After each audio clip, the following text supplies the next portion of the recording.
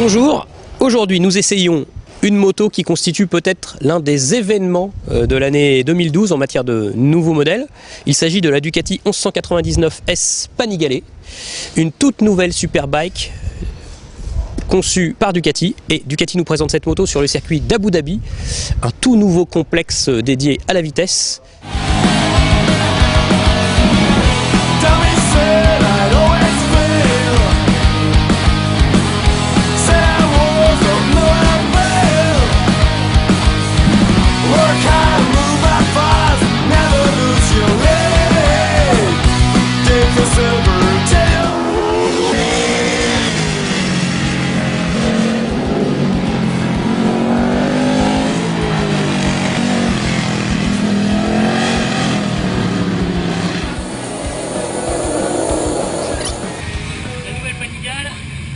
Elle est féroce, simplement. C'est impressionnant. Bien, alors entre deux sessions sur le circuit d'Abu Dhabi, j'en profite en quelques secondes pour vous parler de ce tout nouveau moteur. Donc il s'appelle Super Quadro. Pourquoi Super Quadro? Parce qu'il a des cotes super carrées, hein.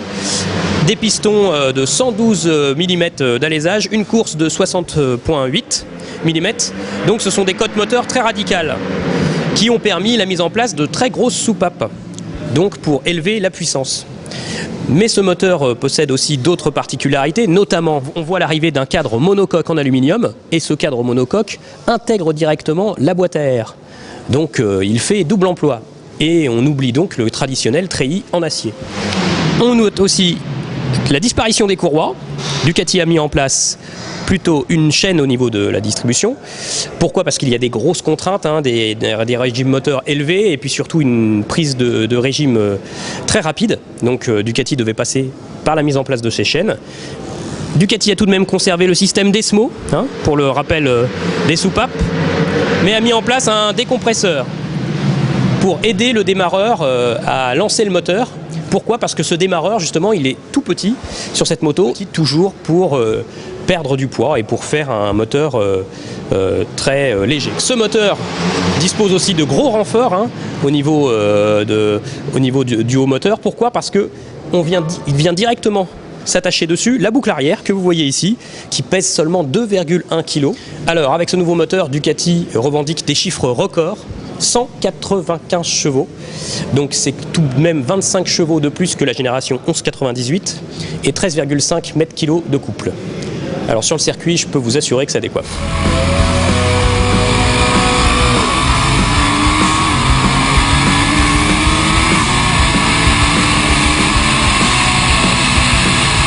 Bien, alors nous sommes avec Troy Bayliss, triple champion du monde Superbike, qui a participé au développement de cette nouvelle Panigale. Donc on va lui poser quelques petites questions.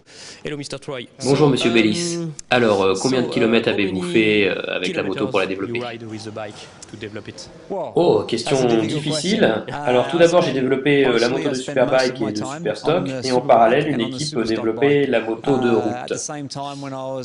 Puis nous nous sommes rejoints pour développer la moto ensemble au Mugello. Mais vous savez, cette moto est pour la route, mais elle est très proche de la version de circuit. L'écart est très réduit entre la moto de course et la moto de compétition. Bien, et combien de mois avez-vous roulé avec la moto? Bien, j'ai commencé vraiment très tôt l'an passé, avec environ 5 séances de 3 jours, mais en fait, je ne suis pas sur le développement depuis le début de la moto. Je suis responsable du développement au niveau de la performance et du chrono. Mais en fait, j'ai la partie finale du travail. D'autres équipes ont développé la moto en amont. Je ne suis intervenu qu'en phase finale.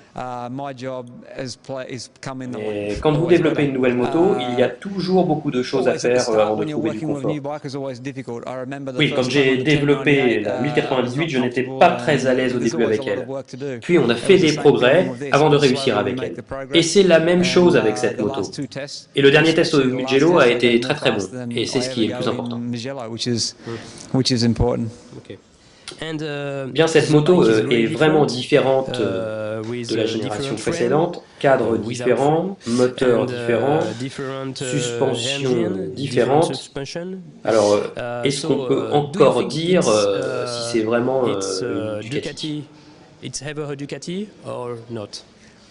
Regardez la moto, c'est incontestablement une Ducati. Tout est nouveau sur cette moto. Mais quand je m'assois dessus, je me sens comme sur mon vieux fauteuil. Mais tout fonctionne mieux. Elle va plus vite, elle est plus rapide, elle est plus confortable. Ils ont fait un incroyable travail. Ok, thank you Mr. Bellis.